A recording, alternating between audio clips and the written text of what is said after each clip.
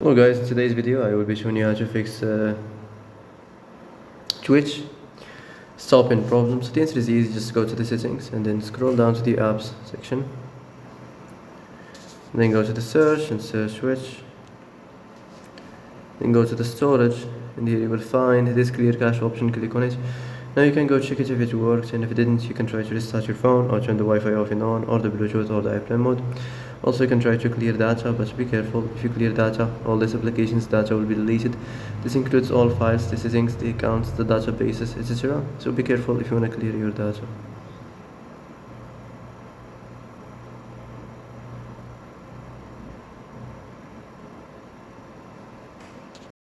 And that's it for today's video. I hope this is the answer you've been looking for.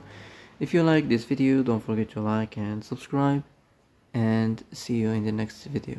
Thanks for watching.